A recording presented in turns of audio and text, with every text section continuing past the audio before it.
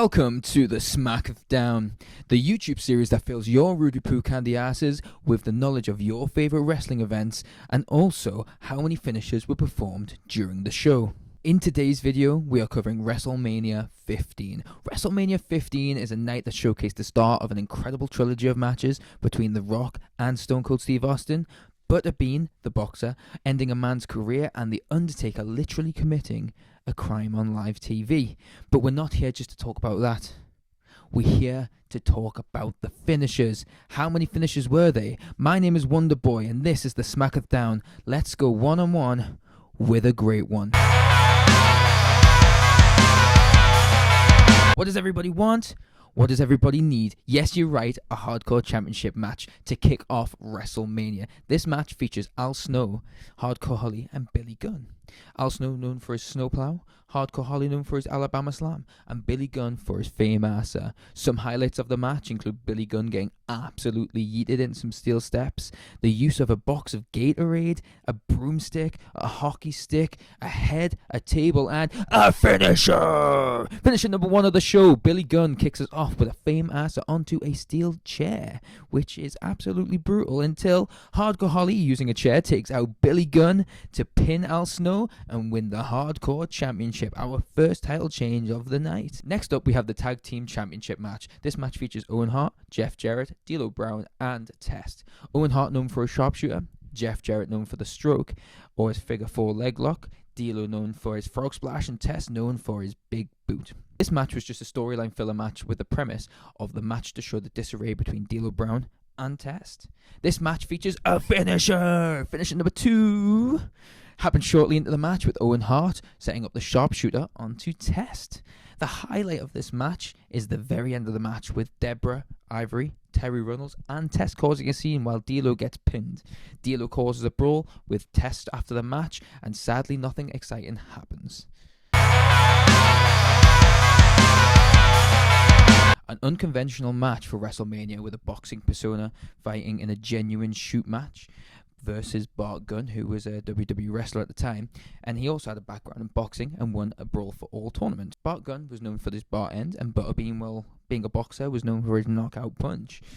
Brawl for All was an interesting concept, to say the least. It was a tournament where we had wrestlers who genuinely fought each other in shoot matches. The winner would proceed to the next round until the winner got a match at WrestleMania, and their reward for winning was fighting Butterbean. It's definitely an interesting concept, 100%, which I would highly recommend doing your own research into. I believe Dark Side of the Ring has an episode on it, so I would probably recommend watching that if you want to know a little bit more about kind of the Brawl for All concept. It's definitely what to look into. But this match starts off with an introduction to the boxing stars, and then to the late WWE Hall of Famer, Gorilla Monsoon, which would be his last televised WWE appearance before his passing, who received an astounding ovation from the crowd. When the bell rings, Butterbean rocks Gunn with a couple of punches seconds into the match before he gets knocked down, and he gets back up again. But once he gets back up, Butterbean hits him with a left and then a solid right-handed finisher. Number 3 of the night, I think. Butterbean hits a knockout punch on Bart Gunn to add to the tally. But for some reason, a man in a chicken costume comes out to the ring and mocks Vinny Pazienza and gets absolutely uppercutted. This match was the first on the night that was based on the major storyline, with the Vince McMahon's corporation playing a huge part in the WWE around this time. The winner of the next match go on to become the special guest referee of the main event of the show. The Big Show Paul White, representing the corporation, takes on Mankind. Big Show known for his chokeslam and the splash around this time, and Mankind known for his mandible claw. The match starts off quite quickly with the opponents brawling each other, and Mankind trying to take down the Big Show. Shortly in the match we get a finisher! Mankind hits the Big Show with a mandible claw, but wait, there's another finisher!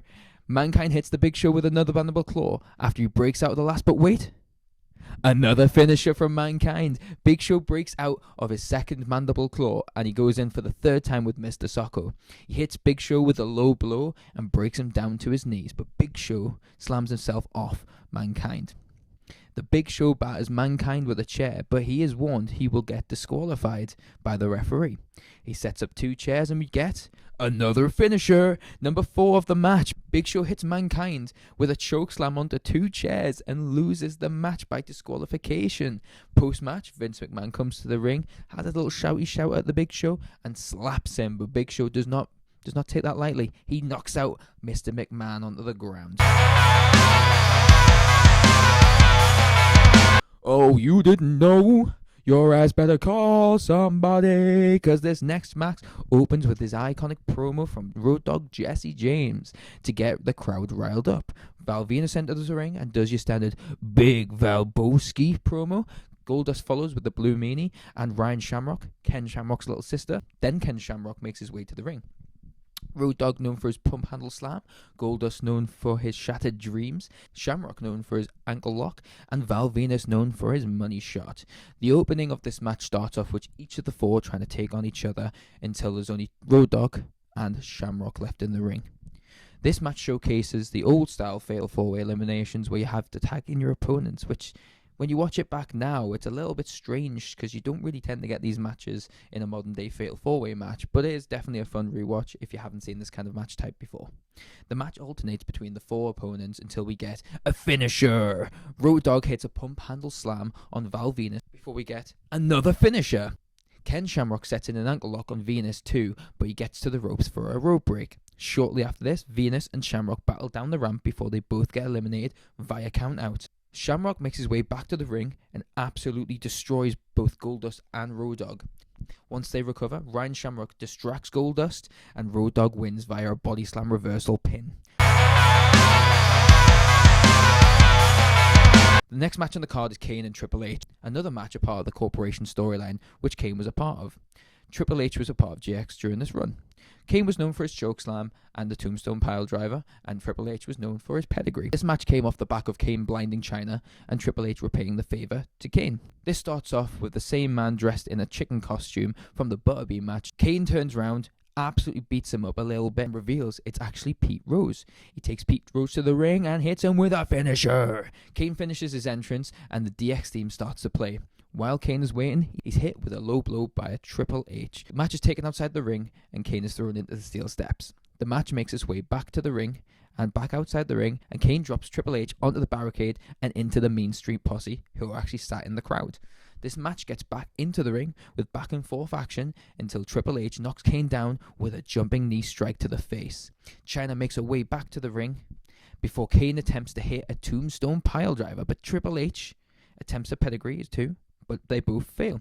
Chyna puts steel steps in the ring, but Kane goes face first straight into them, and Kane is almost subject to a pedigree on the steps outside the ring before he flips Triple H off. But wait, they make their way to their ring for another finisher. Kane chokeslams Triple H onto the mat before Chyna enters the ring with a steel chair and smacks Kane straight in the back, resulting Kane in winning the match via disqualification. Triple H gets up and smacks Kane with the chair, not once, but twice before hitting him with a finisher. He hits him with a pedigree onto the chair in the middle of the ring. Chyna is back with Triple H. Next up, we have Sable versus Tori. Sable opens up with a promo about men wanting to see her and women wanting to be her before Tori makes her way to the ring. Sable was known for her Sable Bomb, and to be honest, Tori wasn't really known for having a finisher as such. The closest I could actually find to Tori's finisher was actually in the WWF SmackDown video games, which ended up being a powerbomb variation where she would pick her up and fling them back. This match felt like it was only going to go one way, and that was a win for Sable. The match features a lot of back and forth until Sable attempts a Sable Bomb, which is countered poorly by Tori.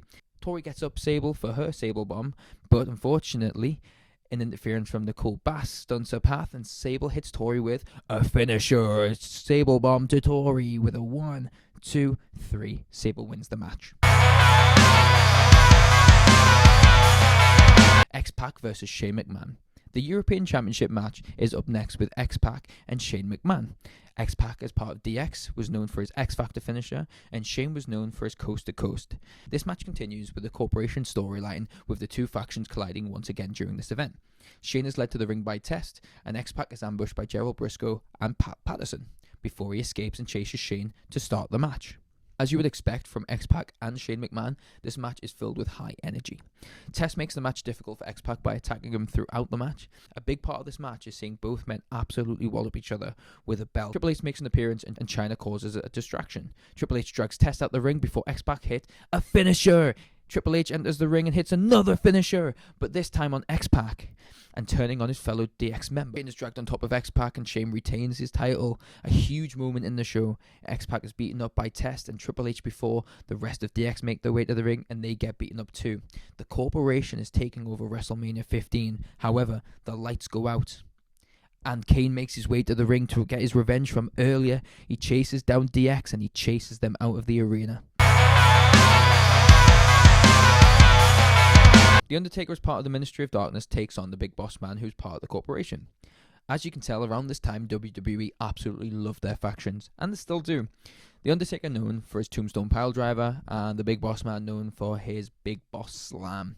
The special thing about this match is that it's actually set in a Hell in a Cell. For those that are not familiar with the Hell in a Cell format, it's a giant metal cell with a roof covering the ring, leaving you stuck inside the structure until somebody wins the match. It can be very brutal, and it always ends in chaos, just like this match. This match opens up with both men making their way to the ring before they are locked inside the cell. This would be the Undertaker's fourth Hell in a Cell match out of the 5 that's happened until this date, with his previous ones being the iconic match against Shawn Michaels at Bad Blood, a tag match with Stone Cold versus Mankind and Kane, and arguably one of the most iconic matches in WWE history versus Mankind at King of the Ring, where he throws him off the top of the cell. This match is a lot of back and forth between the men inside and outside the ring before Big Boss Man chains up the Undertaker to the cell and beats him up with his baton. The Undertaker manages to rip out of the cuffs and throws him into the cage before bringing out a chair and smashing him across his back with it outside the ring. The match continues inside the ring before Undertaker attempts an old school before he is reversed and lands on the ring ropes. Shortly after, we get a low blow from the Undertaker and Big Boss Man goes to hit a clothesline before it's reversed into a finisher. The Undertaker hits his iconic finisher onto the Big Boss Man to win the match, but this isn't over. This is where things get a bit cagey as such. Pun intended. The Brood make their way to the top of the cell and rip the cell apart and throw the Undertaker down a rope, and controversially the Undertaker attaches the Big Boss Man to the rope around his neck as Paul Bearer lifts up the cell, creating a chaotic finish, and a finish that is definitely going to be in the controversy books for the rest of history. Finally, we have the match of the night. We have the World Championship match between The Rock versus Stone Cold Steve Austin. The first of a trilogy of matches which would be classed as one of the greatest trilogy of WrestleMania matches in history. And not just the trilogy of matches, just the matches in general. They are absolutely amazing. All 3 of them. I recommend checking them out. The Rock was known for the rock bottom, and Austin was known for his Stone Cold Stunner. The match between both opponents would continue the saga of the corporation, which has been prominent throughout the show. The match kicks off with Mr. McMahon making his way to the ring as the special guest referee, but Commissioner Shawn Michaels comes out to the ring and says, nah, not happening, and he says that he's not the special guest referee and that the corporation are actually barred from ringside. The Rock makes his way to the ring as the champion and Stone Cold comes out as the badass he is. The match kicks off with both opponents talking trash before a brawl occurs, and Austin is thrown outside the ring. This instant classic makes its way to the crowd as they beat the living hell out of each other before making their way up the ramp. The Rock flips Austin onto the metal rail and light. I'm going to be honest, this looks absolutely painful. Continue to battle down the ramp until they make their way to the announce table, and Austin drops an elbow drop onto the Rock through the announce table, which is pretty cool. I'd also recommend just checking that out. It's class. They both make their way back to the ring, and the Rock is thrown into steel steps before getting back into the ring and hitting a finisher. The Rock hits the rock bottom onto Austin in the middle of the ring before Austin kicks out. The Rock gets a chair, and Austin ends up smacking the referee in the head with the steel chair. The Rock picks up the chair, and Austin attempts a stunner, but it's reversed, and The Rock beats Austin with this chair. Another referee makes their way to the ring before we get some back and forth action until The Rock hits Austin with a Samoan drop.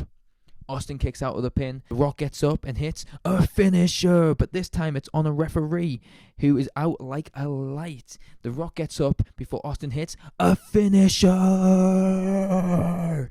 This time, there is nobody to count the pin until Earl Hebner makes his way to the ring a little bit too late, and The Rock kicks out at 2. Vince makes his way to the ring to barter with Austin before he gives him the finger before he's low blowed by The Rock. McMahon gets in the ring and takes out the referee and beats Stone Cold up with The Rock until Mankind makes his way to the ring to beat Mr. McMahon up before Stone Cold rolls The Rock up, but unfortunately he kicks out. The both men go back and forth for about a minute before another finisher. The Rock hits Austin with a rock bottom. The Rock goes to hit a variation of the People's Elbow before it is reversed by Austin. Austin's kick is reversed into the rock bottom, which is reversed again into another finisher. Austin hits a stunner and Mankind counts the pin. 1, 2, 3. Austin is the new world champion. Mr. McMahon is seen in tears as Austin celebrates and Mankind hands him the world championship. Austin celebrates as Austin does before he hits McMahon with a right, gets him in the ring and hits him with the final finisher of the evening. The final finish on Mr. McMahon ends WrestleMania 15 as Austin as the new world championship and to keep the corporation halted for the show. How many finishes do we have in total? Should we check out the stats? WrestleMania 15 features 22 finishes, 21 from males and 1 from a female. As the show is 2 hours 46 minutes and 58 seconds, this would mean that there is approximately a finisher every 7 minutes and 57 seconds. The most in one match was 6 finishes, which was the Austin and Rock hitting 3 each. This match also featured the most per superstar in this show. As this is our first episode, this is currently sitting at the number 1 spot with the stats, but hopefully the next show can keep up with these stats. The best SMACK-ETH DOWN goes to Austin's second stunner. You could choose either of the 3, but the significance of the stunner and how badass it is, it's hard not to give it to him. The Rudy Poo Candy Ass Award, in my opinion, goes to the sharpshooter from Owen Hart. The finisher itself is a great finisher and it has so much history, but in terms of impact, unfortunately, it didn't have a lot of it. Let me know what you thought of WrestleMania 15. Do you agree with the awards? And what event do you think we should do next time in our future episodes? Make sure to like, comment, and subscribe to the channel for more content like this. Make sure you do watch it on Netflix to form your own opinion of WrestleMania 15. This has been the SMACK-ETH DOWN. I'll see you in the next episode. Yeehaw.